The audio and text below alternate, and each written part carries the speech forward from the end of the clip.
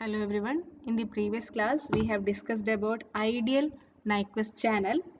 In our ideal Nyquist channel, it is possible to transmit at a bit rate of RB equal to 2W with a channel of bandwidth W. Right. To overcome that limitation, which is encountered in our ideal Nyquist channel, we have a new solution, that is a practical solution, that is called as raised cosine spectrum. Okay, so now we have a new frequency response PF of the modified pulse shaping function PT. Now this PF has two portions, that is a flat portion and a roll-off portion. Okay, and alpha is called as roll-off factor, which indicates the excess bandwidth over the ideal solution W. So this new modified spectrum or a pulse shaping function is called raised cosine spectrum. So let us see how we can write the frequency response PF of this raised cosine spectrum. Now look at this equation. PF is equal to 1 by 2W for the range 0 to F1, and it is equal to 1 by 4W in bracket 1 minus sine in bracket pi f minus w divided by 2w minus 2f1 bracket close. This is for the duration f1 to 2w minus f1, 0 for f is greater than or equal to 2w minus f1. Right. So in this way we can represent the frequency response of your raised to cosine spectrum. Now the frequency parameter f1 and bandwidth w are related by alpha is equal to 1 minus f1 by w. So we have a relation between alpha, f1 and w, right, where alpha is our roll-off factor and f1 is the maximum frequency up to which the spectrum PF has a flat portion. So what is f1?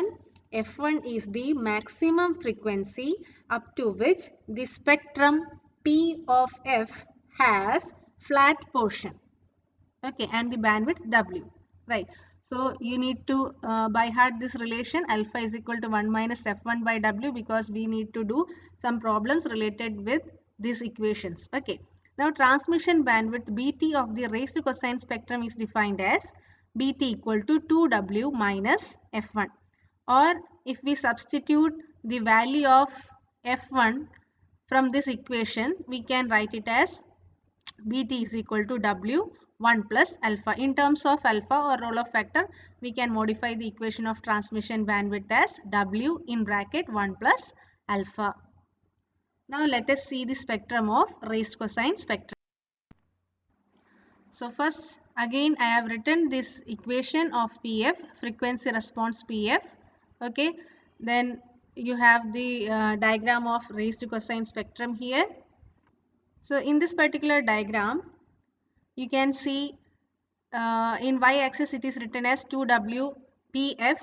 It is just written for normalization. If you multiply 2w multiplied by pf, what is the value of pf here? 1 by 2w. So that you can get 1, right? So if you multiply 2w with p of f, you will get 1. So for normalization, it is just written as 2w into pf. Okay. In x-axis, it is given f given w here, f divided by w here. Okay. Now this raised cosine spectrum is plotted for various values of f1.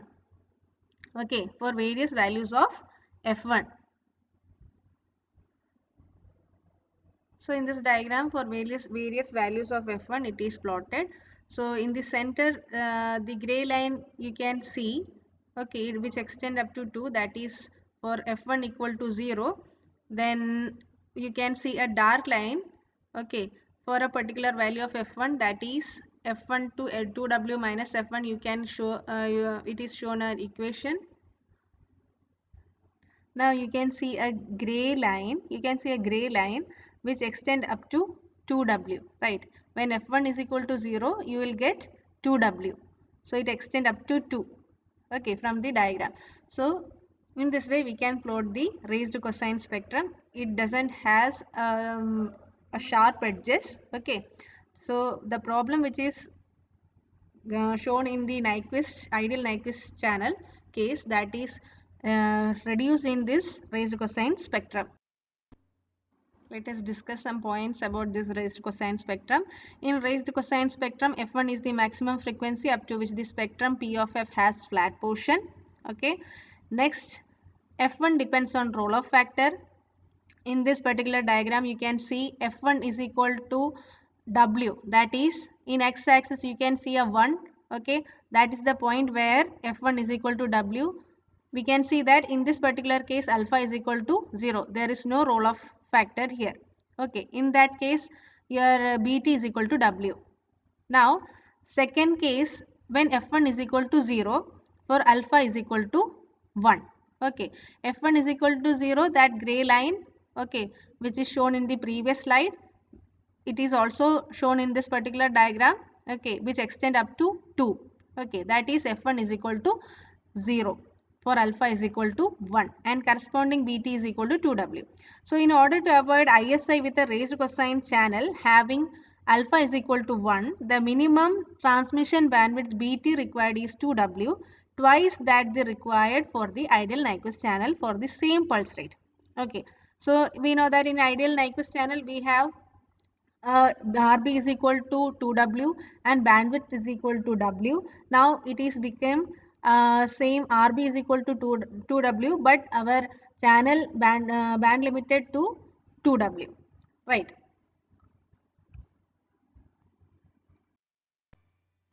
Now let us look at this diagram. Okay, impulse response of raised cosine pulse for alpha is equal to 0 and alpha is equal to 1. So you can see two waveforms or two sync pulses. Okay, for alpha is equal to 0 and alpha is equal to 1 here. Okay,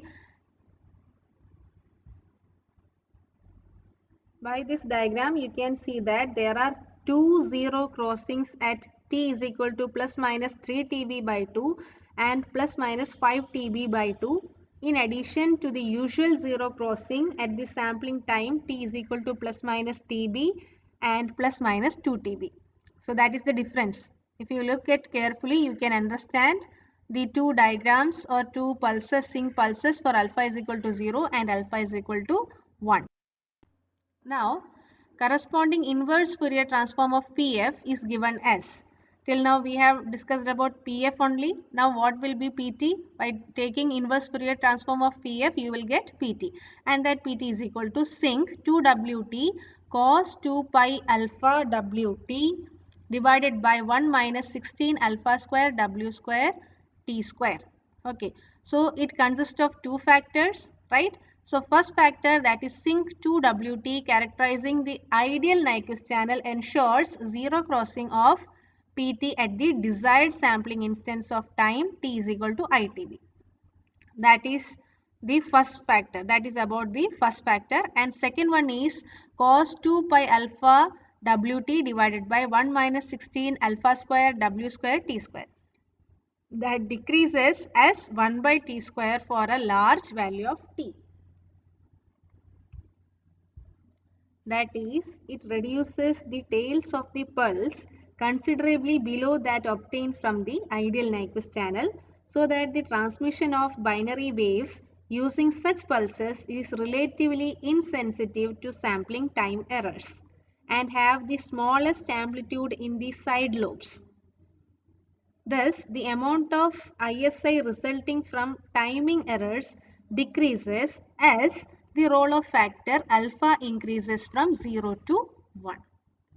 Okay, thank you.